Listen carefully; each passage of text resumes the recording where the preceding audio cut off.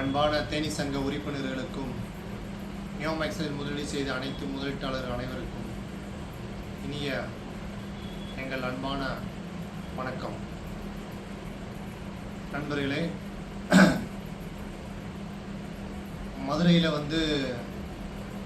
நம்ம தேனி சங்கம் சார்பாக 2 நாட்கள், அதாவது நேற்று, இன்று, நாளை, அதாவது 24, 25, 26, இன்னைக்கு 25 தேதி, நாளைக்கு 26, 3 நாள் கேம்ப் போட்டிருக்கோம். அதனுடைய சாராம்சம் நம்ம குரூப்பில் எல்லாத்துக்குமே போட்டிருக்கோம். அதாவது எம்எஸ்டிசி வெப்சைட்டில் லாகின் பண்ணி தரோம். நம்மளுடைய சங்க உறுப்பினர்களாக இருக்கட்டும், பாதிக்கப்பட்ட முதலீட்டாளர்களாக இருக்கட்டும், யாரெல்லாம் தெரியாமல் இருக்காங்களோ அவங்களுக்கெல்லாம் லாகின் பண்ணி தரோன்னு சொல்லி அதன் அடிப்படையில் 3 நாள் இந்த கேம்ப்பு போயிட்டுருக்கு. மிகப்பெரிய கூட்டம், நிறைய பேர் லாகின் பண்ணிகிட்ருக்காங்க. இந்த எம்எஸ்டிசியில் லாகின் எதுக்காக பண்ணணும், நிறைய பேருடைய கேள்வி. எல்லாத்துக்கும் ஃபோன் பண்ணி பதில் சொல்ல முடியல, அதனால் இந்த வீடியோவாக போடுறோம். ஏன் எம்எஸ்டிசியில் நீங்கள் பதிய சொல்கிறீங்க அப்படிங்கிறது முதல் கேள்வி. கம்பல்சரி பதியணுமா அப்படிங்கிறது 2வது கேள்வி. பதியலைன்னா என்ன ஆகும் அப்படிங்கிறது 3வது கேள்வி. இதுதான் சுற்றி எல்லாமே கேட்குறாங்க. அதுக்கு நம்ம ஒரு வீடியோவாக விளக்கம் கொடுத்துருவோம். அதாவது நண்பர்களே,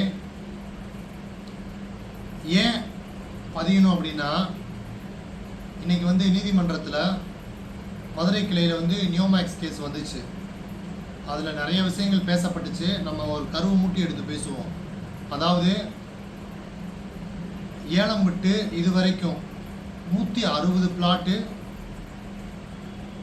எம்எஸ்டிசி மூலிமா எடுக்கப்பட்டிருக்கு. 160 பிளாட்டில் ஒரே ஒரு பிளாட் மட்டும்தான் தேர்ட் பார்ட்டி எடுத்திருக்காங்க. நியோமேக்ஸ் விக்டிம்ஸ் இல்லாமல் தேர்ட் பார்ட்டி எடுத்திருக்காங்க. மிச்சம் 159 பிளாட்டுமே நியோமேக்ஸ் விக்டிம்ஸ் தான் லாகின் பண்ணியிருக்காங்க. அந்த பிளாட்டுகளை சர்ச் பண்ணி எடுத்து வச்சுருக்காங்க. அதாவது ஒரே ஒரு பிளாட் மட்டும் தான் போயிருக்கு. அதனுடைய மொத்த வேல்யூ எவ்வளோ அப்படின்னா, மொத்தமே 23 கோடிக்கு தான் எடுத்திருக்காங்க இவ்வளோ நாளும்.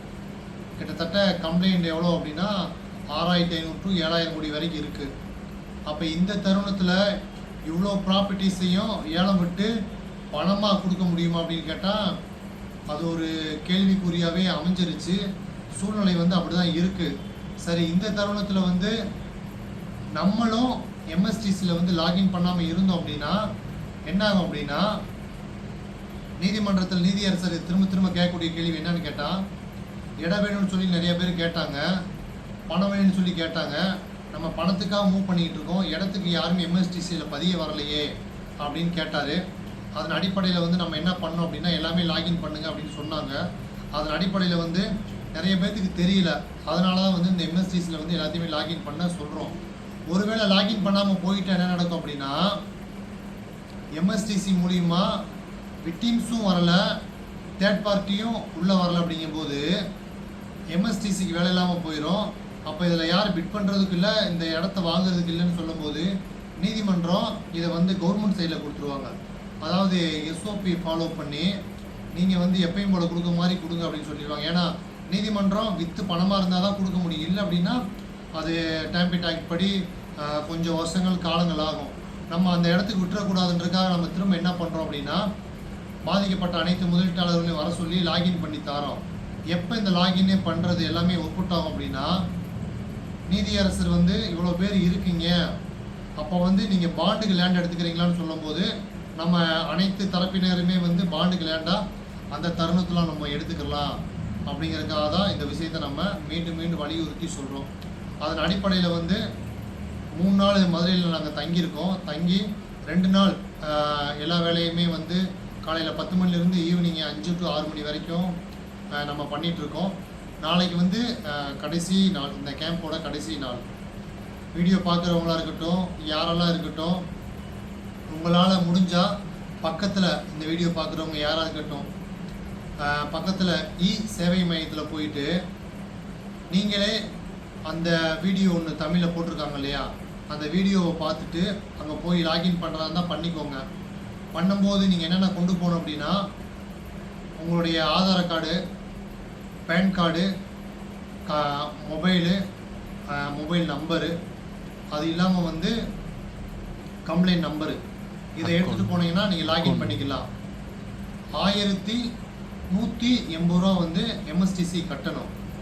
அந்த 1180 ரூபா எப்போ கட்டணும் அப்படின்னா முடிஞ்சதுக்கு அப்புறம் கட்டணும். 1000 ரூபா அவங்களுக்கு 180 ரூபா ஜிஎஸ்டி, 1180 ரூபா வந்து நீங்கள் லாகின் பண்ணணும். அது வந்து எம்எஸ்டிசி எடுத்துக்கிறோம். நீங்கள் அதில் ஒரு மெம்பர்ஸாக உள்ள வந்துடுவீங்க. அங்கே போய் பண்ணலாம். எங்களுக்கு பண்ண தெரில, ஆள் இல்லை, எங்களுக்கு நிறைய பிரச்சனைகள் திரும்ப திரும்ப அதில் வருது அப்படிங்கிற மாதிரி உங்களுக்கு தெரிஞ்சிச்சு அப்படின்னா மதுரை நாளைக்கு வந்துடுங்க. மதுரை வந்துட்டீங்க அப்படின்னா நாங்கள் லாகின் பண்ணி கொடுத்துருவோம். இதை தாண்டி நாங்கள் என்ன பண்ண போகிறோம்னா சின்ன சின்ன கிளைகளை வந்து அங்கங்கே உருவாக்கி வைக்க போகிறோம். அடுத்து அது மூலிமா வந்து யாரெல்லாம் பண்ணிக்கிறட்டோம் அப்படின்னு நினச்சா அவங்களாம் பண்ணுறதுக்கு ஒரு சில வழிமுறையில் உருவாக்கி கொடுக்கலான்னு நினச்சிருக்கோம்.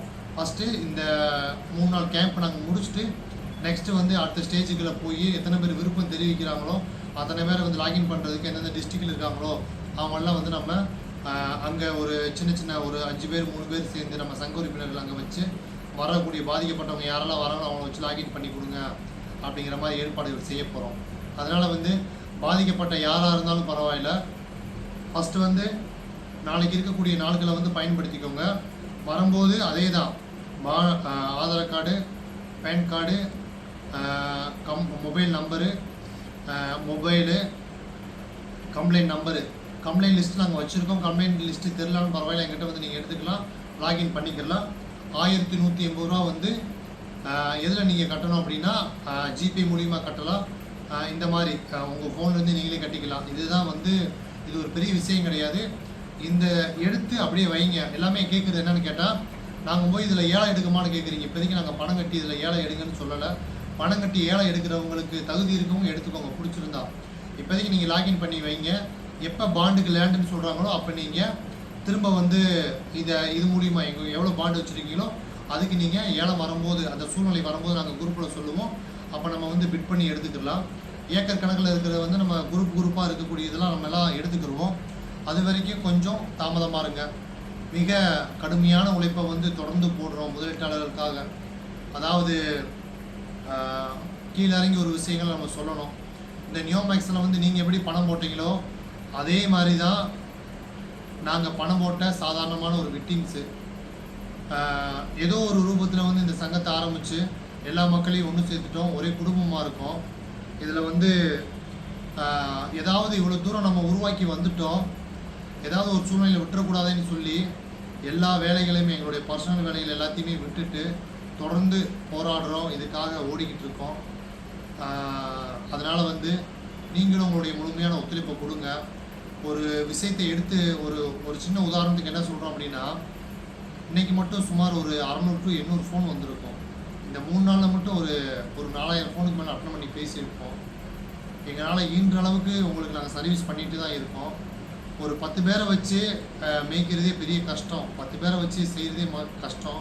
இத்தனாயிரம் பேருக்கும் வந்து மூஞ்சி சுளிக்காமல் பேசுகிறதோ அவங்களுடைய கஷ்டங்களை சொன்னாலும் அவங்களுக்கு பதில் சொல்லக்கூடிய அந்த இடத்துல கடவுள் நம்மளை ஒரு வச்சிருக்காரு.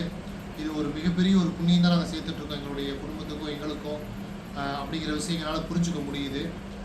நிறைய முதலீட்டாளர்கள் வந்து கண்ணீர் தான் விடுறாங்க. இதில் பார்த்தோம் அப்படின்னா நிறைய பேருக்கு டைவர்ஸ் கேஸு, நிறைய பேர் ஹஸ்பண்டே பற்றி விட்டுறாங்க, நிறைய கை குழந்தைகளோடு வராங்க, நிறைய பேர் வாழ்வா சாவா அப்படின்னு நிற்கிறாங்க, நிறைய பேர் சூசைட் அட்டன் பண்ணுற அளவுக்கு நாங்கள் போயிட்டோம்னு சொல்கிறாங்க. கேட்க முடியல, அந்தளவுக்கு கொடூரமான கஷ்டங்களை உள்ளுக்குள்ளே வச்சு அனுபவிச்சுட்ருக்காங்க. இந்த நீதியரசரை விட்டுட்டா வேறு நீதியரசர் மூலியமாக நம்ம எந்த ஒரு பிளாட்டையும் எந்த ஒரு சூழ்நிலையும் முடிக்க முடியாது. தயவுசெய்து எல்லாமே ஒன்று சேர்ந்து நின்று ஒரு நல்ல முடிவெடுங்க. ஒருவேளை நமக்கு பணமாக கொடுக்க முடியல அப்படின்னா பாதிக்கப்பட்ட அளவுக்கு நமக்கு கிடைக்கக்கூடிய சொத்துக்களை வந்து கம்பல்சரி இதில் எடுத்துடணும். அதுதான் எங்களுடைய குறிக்கோள். இதையும் விட்டுட்டோம் அப்படின்னா இன்னும் பல வருஷக்கணக்கில் ஆகிடும். இதை எடுத்து நடத்துறதுக்கு யாரும் இல்லை, எடுத்து நடத்தவும் விருப்பமும் இல்லை. ஏன்னா அவ்வளோ கஷ்டங்கள் இதுக்குள்ளே அடங்கியிருக்கு. இறங்கினது பிறகு தான் தெரியுது இது எவ்வளோ தூரம் வலியும் வேதனையை கொடுக்கும் அப்படின்ட்டு. அதனால் வந்து கண்டிப்பாக கம்பல்சரி எம்எஸ்டிசியில் வந்து எல்லாமே லாகின் பண்ணிக்கோங்க. பண்ணிவிட்டு அடுத்து பாண்டுக்கு லேண்டுன்னு சொல்லும்போது நம்ம பிட் பண்ணுவோம். யாரும் எதுக்காகவும் வீண் மன உளைச்சல் ஆக வேண்டாம், யாரும் எதுக்காகவும் கவலைப்பட வேண்டாம், யாரும் எதுக்காகவும் சோர்ந்து போக வேண்டாம். சில பேர் சொன்னாங்க உயிரை கூட விட்டுருவோம் சார், அந்தளவுக்கு எங்களுக்கு மனசு அந்தளவுக்கு வேதனையாக இருக்குது அப்படி சொன்னாங்க. நம்ம நம்ம சொல்லக்கூடிய விஷயம் ஒன்று தான்.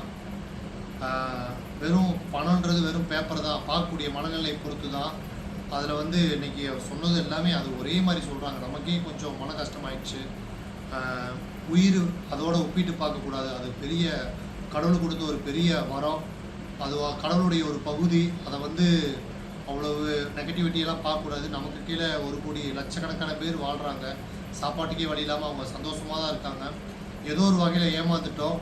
அதை வந்து மனசுக்குள்ளேயே வச்சு தூக்கம் கெட்டு ரொம்ப டிப்ரெஷன் ஆகி ப்ரெஷர் ஆகி அந்த மாதிரி ரொம்ப மன உளைச்சல் ஆக வேண்டாம். இதுக்கு ஒரு தீர்வு எப்படியாவது கிடைச்சிரும் அப்படிங்கிற நம்பிக்கையில் இருக்கும், கிடைக்கும். அதனால் வந்து இவ்வளோ தூரம் நம்ம போராடி வந்துட்டோம். இனி ஒரு 2 மாதத்தில் நமக்கான ரிசல்ட் கிடைச்சிரும்.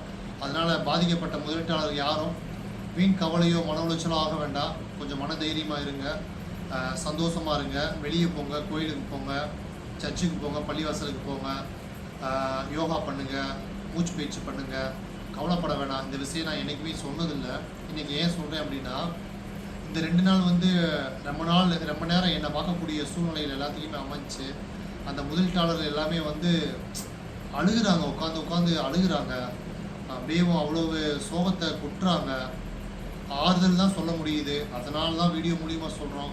நான் பார்த்த அளவுக்கு இவ்வளவு பார்க்காத மக்கள் எல்லாமே அப்படி தான் இருப்பாங்க அப்படிங்கிறத உணர முடியுது. நிறையா பொண்ணுங்க வாழக்கூடிய அந்த பொண்ணுங்கள்லாம் பார்த்தோம் அப்படின்னா 25 வயசு டு 30 வயசு கூட இல்லை. ஹஸ்பண்ட் எல்லாமே இந்த பணத்தை போட்டதுனால பற்றி விட்டாராம். நிறையா பொண்ணுகள் வந்து அப்படி சொல்கிறாங்க, வாழ்வாதாரத்தை இழந்துட்டோம் சார், எங்கள் வீட்டில் எங்களை சேர்த்துக்க மாட்டுறாங்க அப்படின்ட்டு. பெரிய பெரிய கவர்மெண்ட் ஜாப்பில் இருக்கக்கூடியவங்களாம் வந்து அவ்வளோ தூரம் கண்ணீர் விடுறாங்க. எங்களுக்கு இதனாலேயே பிரச்சனை சார் அப்படின்னு சொல்லிட்டு ரொம்ப அப்படி சொல்கிறாங்க. அதனால் வந்து யாரும் மனசு விட வேண்டாம், கவலைப்பட வேண்டாம். நல்ல தீர்வு எப்படியாவது உருவாக்குவோம். கிடைக்கலனாலும் பரவாயில்ல, நம்ம உருவாக்கிடுவோம். கவலைப்பட வேண்டாம். இப்போ தான் எங்களுடைய டியூட்டியெல்லாம் முடிச்சுட்டு ரூமுக்கு வந்தோம். மீண்டும் இந்த வீடியோ போடுறோம். தொடர்ந்து உங்களுடைய நல் ஆதரவை கொடுங்க. எங்களால் ஈன்ற அளவுக்கு உங்களுக்கு உண்மையாக தான் இருக்கும், உண்மையாக தான் உழைக்கிறோம். எப்படியாவது இந்த பிரச்சனையை முடிச்சிருவோம்னு நினைக்கிறோம். கொஞ்ச நாள் வெயிட் பண்ணுங்கள், நம்பிக்கையோடு இருங்க. MSTCக்கு நாளைக்கு எல்லாமே பதிய வாங்க. நன்றி, வணக்கம்.